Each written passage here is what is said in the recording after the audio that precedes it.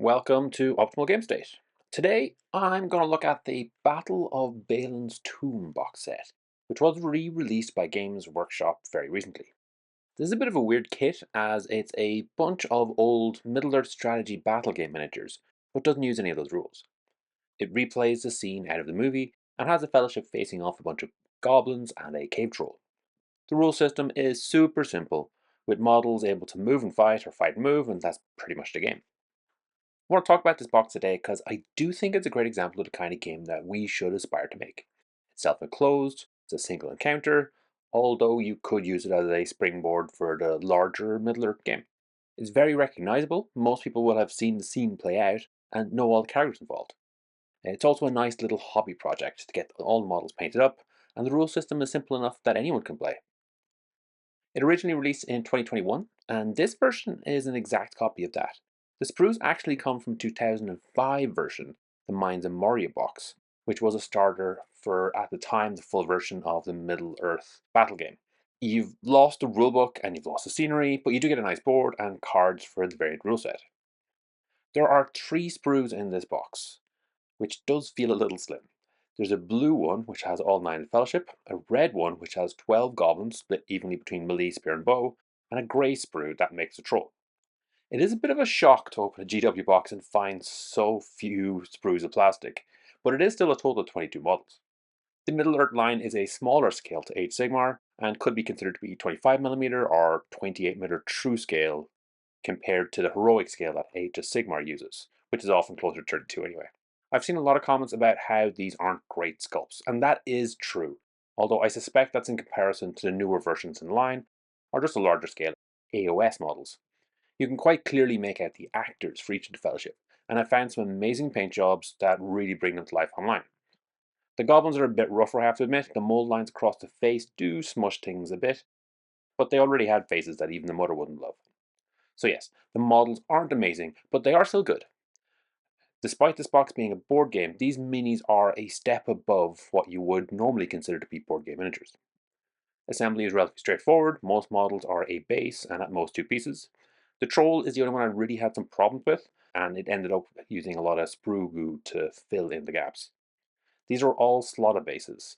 The Fellowship mostly covered a full slot, but I did find some of the goblins I needed to add a little bit of masking tape to cover the gaps before I added some Vallejo Dark Earth, which is my go-to basic material. I did mention that this is from an old box that had scenery. You can actually still buy that scenery from GW for relatively cheap. I did pick it up to go along with the box to give the board a little bit more character. A lot of the terrain is just clutter on the ground, which does actually match the images on the board. You can drop them down, and then if they're blocking anything, you'll take them off. The door, the well, the tomb are a little bit more functional and look really cool. The pillars are made up of 2 parts that join the corners.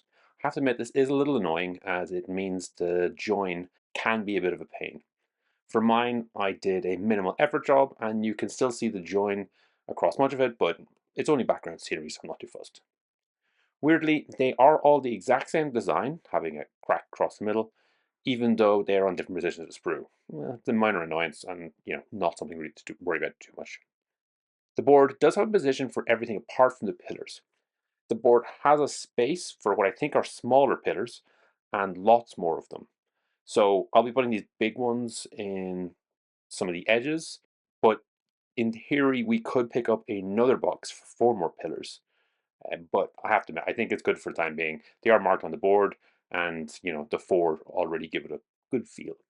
There's also this weird thing with the board where the outside edges are on balconies that overlook the area. If you recall, the hobbits fought the trolls from up there. There are stairs on the map, but it's not detailed in the rules, or at least I couldn't find them. I think I'd play it out so that you can jump down, but that you have to use the stairs to get up. The game itself is super straightforward. The Fellowship has 12 turns to survive. There's no army selection or deployment options. You have a square to put each of the heroes in, mirroring the start of the movie. Then 9 out of the 12 goblins start at the entrance to the room. After turn 1, goblins then get deployed based on random card draws and can appear from a door, well, or trapdoors, with each card adding 1 to 4 goblins. So it is going to be a bit chaotic. From turn 2 to 5, 1 card will be drawn. From 6 to 10, 2 cards. And turn 11 and 12, you get 3 cards for reinforcements. There are only 12 goblins in the box, so there can never be more than 12 active at any time, but it is a constant stream of them. The deck has 20 cards in total, and somewhere in the last 14 cards is the Cave Troll. So you definitely won't see the Cave Troll before turn 7, but you have no idea what turn it's going to turn up on. And then, obviously, once it does, you have to say the line. After they've drawn new goblins, the goblin player activates each of their models. For an activation, you can move for attack or attack and move. If you want to only move or just attack, that's fine. If you don't want to do either, again, you can just end your activation. Once all the goblins have acted, the heroes get to do the same. Each character has a card, which makes it handy to reference. Each has a move value in squares, an attack and a defend, which have colored dice, and a number of wounds. They each have an ability which lets them break the rules slightly, and the heroes have a bonus that triggers if they roll the one ring on either an attack or defend, depending on the character. Actually, attacking just involves picking up the dice under the attack and rolling them. Then you count the swords. The defender does the same with their defend dice and subtracts a sword for each shield. There are 3 kinds of dice: blue for the heroes, red for the bad guys, and grey for the troll. Blue dice are slightly better, having an extra sword with red dice as a blank, so the heroes have a slight edge. Both the blue and red dice have a wild dice. That's the One Ring or the Eye of Sauron, respectively, which can either count as a sword or a shield as needed. The grey dice for the troll has a side which has 2 shields and another side which has 2 damage, making it quite scary. After you subtract the shields from the swords, you do that much damage to the defender. The goblins all basically have 1 wound, as do many of the halflings. Frodo and Legolas have 2, while the rest of the heroes have 3 wounds. Then the troll has a massive 5 wounds. So chances are you are going to see people die. The goblins only have 1 or 2 attack dice, while out of the heroes, all but Pippin and Merry have 2 or more defend dice. As the goblin player, you can expect to whiff a lot of your attacks, but there will be a lot of attacks to make, and you've got 12 turns to wear the fellowship down. It is technically a victory for the heroes if 3 or more of the fellowship survive, and that includes Frodo. So the bar is a lot lower than in the movie, which might give you some appreciation for how lucky they were.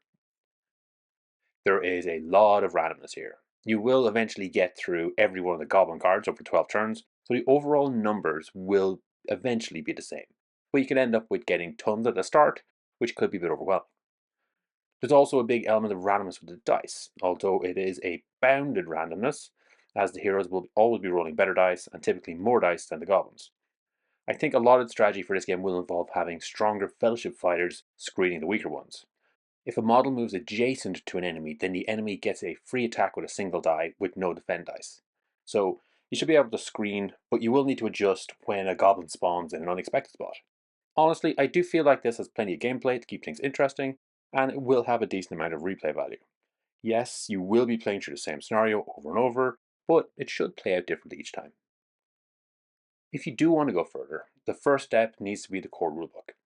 That could be as part of the big box Battle of Osgiliath or by itself. There is a quick start set of rules in Warhammer Community, which does give you the basics. Once you have those rules, you need to get the profiles for your fighters. There are a few different ones, but I believe the armies of the Lord of the Rings is the best first port of call. This has all the profiles for the Fellowship and tons besides. Pretty much if you saw it in the main trilogy, you will find it in this book. There's also a very interesting book called Quest of the Ring Bearer. This is packed with scenarios straight from the movies, which does include Balin's Tomb. So you could switch over to the full rules rather than the board game version. This would involve getting another sprue of goblins and 2 goblin captains, but it would mean you would have the rules for other scenes like Weathertop or the Break in the Fellowship. Although I've yet to play it myself, I know the rule set is very well regarded, with many considering it to be the best skirmish game deal you have. Overall, this box was relatively cheap for what you get, even when I added the extra scenery. While I know it's no longer on the GW store, you can currently get it from non-GW stores, as it was a wide release. I do think it would make a good gift for someone interested in Lord of the Rings, just starting into miniatures, or who had lots of miniatures, but not yet for the Middle-earth strategy battle game. It's also something I'd recommend picking up for yourself. It makes a great self-enclosed experience that you can share with a friend or a loved one, and is simple enough to play with your kids. It is pretty much the goal of this channel, a nice, neat game experience. These are the ones I quickly got a base coat on for the video. I assembled them one evening, undercoated them another, and then in one evening got some of the base colors down. I do intend to put a little bit more work into them, but honestly, they do look close enough to the movies that it would make for a good gaming experience. Please do comment if you've played this game yourself, and especially if you're a fan of the larger Middle-earth strategy battle game. As I mentioned, I haven't played it myself, but with all the great things people are saying about it, I'm definitely tempted to try. Thanks for making it all the way to the end. Hopefully you enjoyed this video. Each week I put up a new video talking about one of Games Workshop's specialist games.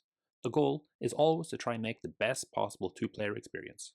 If this is something you'd find interesting, please subscribe to the channel and comment to let me know what you'd like to see in future.